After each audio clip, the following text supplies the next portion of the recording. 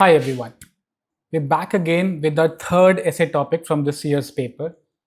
It's best to see life as a journey and not as a destination. Now, I hope you've gone through the video I made on the most difficult topic, arguably, of this year, which is truth has no color or truth knows no color. This topic is a derivative topic. It's like, if I were to say, it's a downstream topic to that main magnum opus, right? And just like what we did there, uh, we'll go beyond the framework which you'll apply on the paper, and we'll try to see the coherence of thought development as you go through this topic, let's say sitting alone or as you develop in the exam room. सबसे पहले तो let me clear off the task framework for this. The task framework for this is pretty simple. Thesis would be, yeah, I agree. It's best to see life as a journey, not as a destination. I agree with that. And the antithesis would be, but if you do not have milestones and goals, then you can digress away. You don't know where you're heading off, and then your life journey could just be wandering with no mission.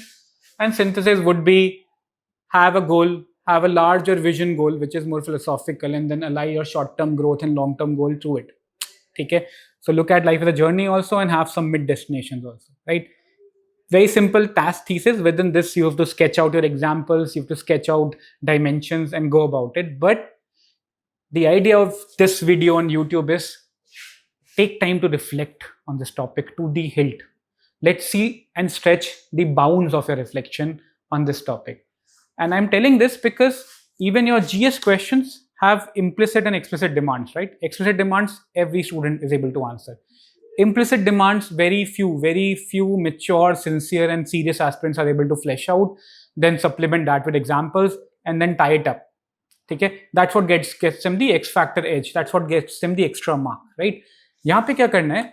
Even though most people can figure out the basic tasks, they will not be able to figure out the depth of why those dimensions matter so much.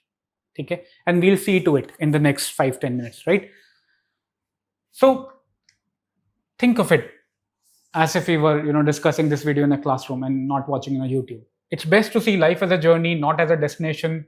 Because if we see life only as a destination, meaning only this end goal is in mind, then this whole journey will be reduced to nothing but a means to an end. Now that should make you people think about all those means versus end debate, right? Gandhiji's debate of when he stopped the Andolan because of the Chora Chora incident, because he said, nahi, yaar, end is not important, means is as much important, right? So thinkers and leaders who are very well known, they actually work like this. They might have a larger destination, a much larger destination than this 1920 wala episode, but for them means is very important. They don't look at things in a very utilitarian way. Okay, they look and live each day, each moment as if this constitutes as a whole experience. Now slightly philosophical, but that's what the essay topic is. Examples to Gandhi Vandi ke liye hoge, but stay put with the reflection. What happens when you sacrifice your present moment at the altar of a possible future happiness? What really happens? And this is a question you should ask yourself. You're preparing for civil services exams. What do I even mean if I tell you enjoy every day? I mean, is it just not ridiculous in a manner of speaking? If I just trivialize this statement of being in the present like that, it is ridiculous, right? That's not what it's meant here.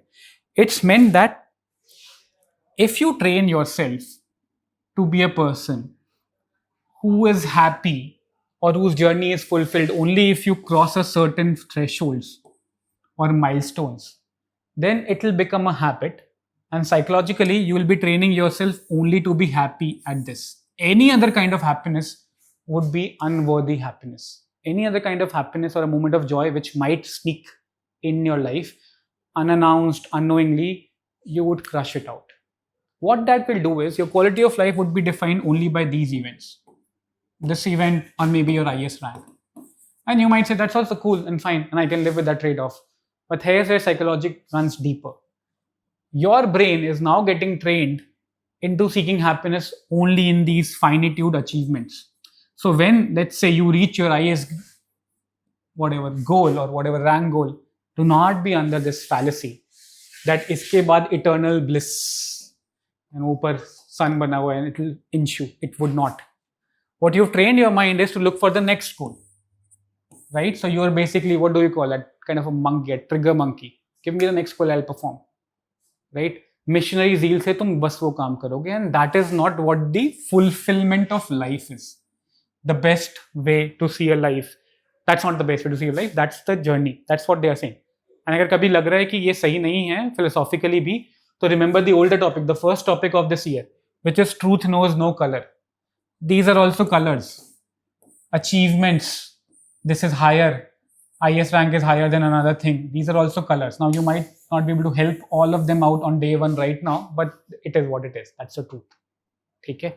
This is the truth. So what happens when you train yourself on these future happiness goals? Present goes for a toss. It's very utilitarian. It's a means to an end. And that makes your happiness conditional and contingent upon a lot of things. And you might still live with that. And you might say, fine, जब वो होगा ना देखा जाएगा.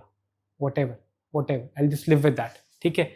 But what it's making is that it's making the happiness or the wisdom or the joy of life very episodic. So in your life, you will have only these episodes of happiness.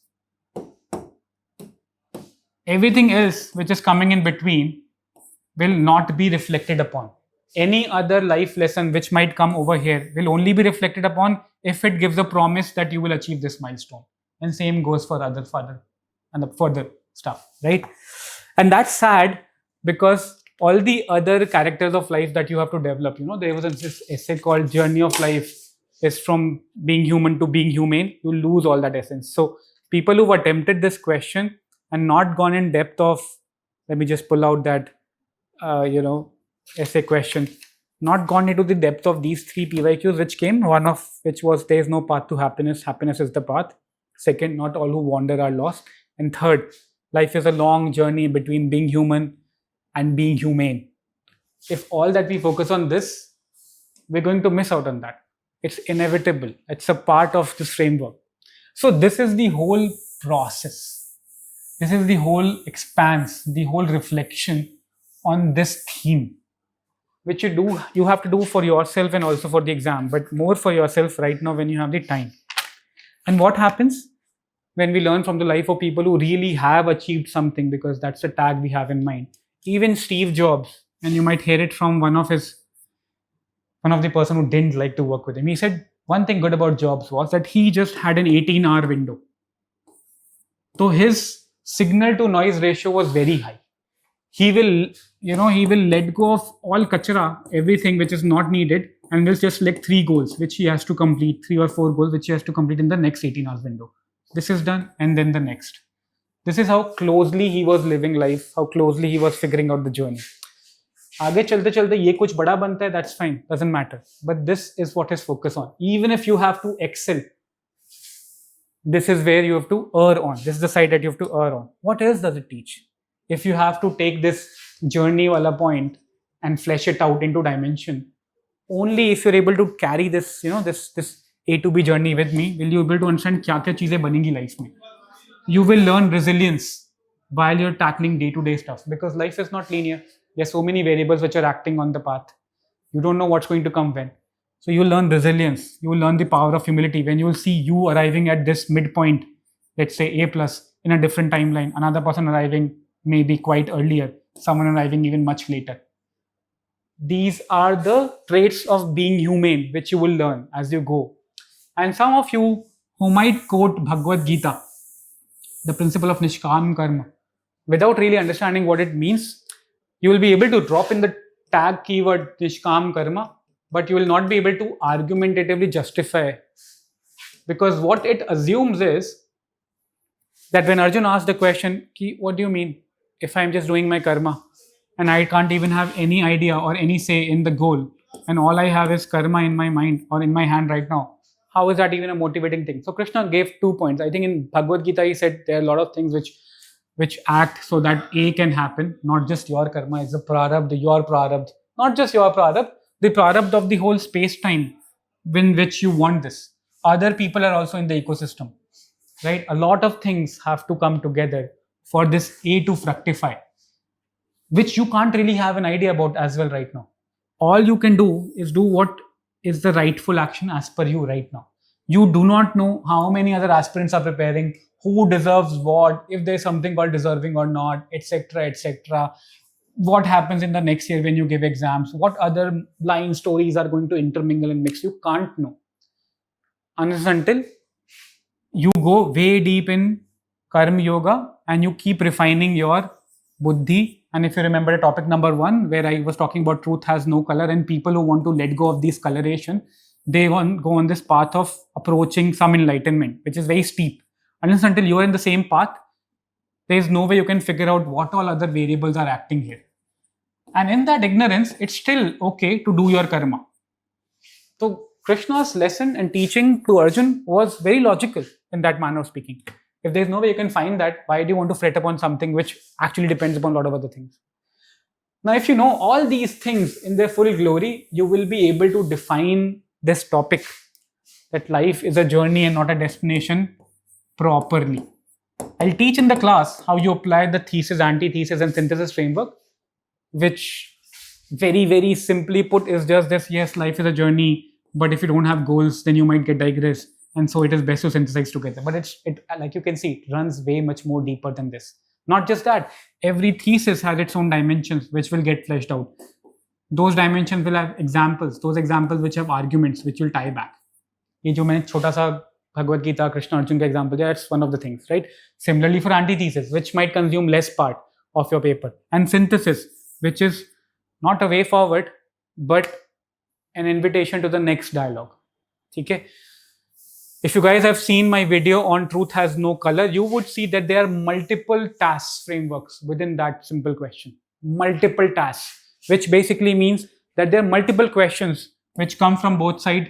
They get resolved into a synthesis, then another question, this becomes a thesis, this becomes an antithesis, it gets resolved into other synthesis, it goes on.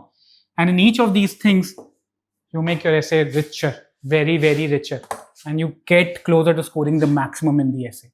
So do not take the essay topic as something because you could understand the simple thing. Ki, haan, that's what makes sense. It also came in the last. Try to see how much of that have you really internalized in. See, that's the difference between GS papers and essay, and I think even ethics paper. GS paper mein, a basic candidate is able to answer the question if facts are all right with him. An advanced candidate figures out the implicit demands in that question and nails those demands. In the essay paper, these questions look like simple moral science gyan tropes, which our Gharwala keeps saying it. So we can write 200 words easily. Or worst case scenario, if we've been unfortunate to being taught by teachers who are still teaching PESTLE and some other SWOT basic approaches, then we'll get into the details very fast. And you think details is going to get you marks? No. In essay paper, your maturity with respect to reflection is going to get marks. Not the amount of examples that you can write. Please be under no illusion. It doesn't matter how many examples you can write. It matters how better you can flesh them out, fine-tune them, and add to that relevant thesis, antithesis, or synthesis. That's what's going to get you marks. And this reflection, by the way, keeps getting better as you become mature. So people who start early on their essay journeys, they have a quantum jump in their final exam, or just after prelims when they start writing those FLTs. People who wait for long, they might understand this, but they'll never be able to come closer to mastering that. Okay, so that's it. This is the second topic. We're starting a new batch on Smash Essay on September 1st. Smash Essay is already part of Smash Mains program. So if you're part of the Smash Mains 26 cohort, you'll automatically get that. If you're a UAP student, you would see me in a lot of your internal sessions. You'll also get access to Smash Essay program. Talk to me. There's a free Telegram group, Letter in Spirit, where I guide students broadly on where they're going wrong. I at least give one free review when closer to mains. But I teach the heavy work in my course and workshops. So I see you, most of you there, feel the difference and understand that if you want to really get better with these philosophical reflective type essays, it's not a child's play. It looks easy because these are simple things. You know the essay topic, right? All ideas having large consequences are deceptively simple. These are those 1200 word simple sounding essay topics which can make or break your GS mark, right? Either you score anywhere between 70 to 80 or you just speed fast to 120, 130 plus. That's the gap which you cannot cover in any GS paper. So that's the importance, the urgency with which you need to come. I hope this helps you. I'll try to cover most of the PYQs of this year in this manner. Do let me know if you like this manner or the PPT manner. And once you join the class, obviously we'll have more of text and exercises. I'll see you soon, guys. Have a good day. Do well. Reflect more. Study topics in depth. Don't just cover the breadth. Go in depth as well. And I'll see you again. Take care.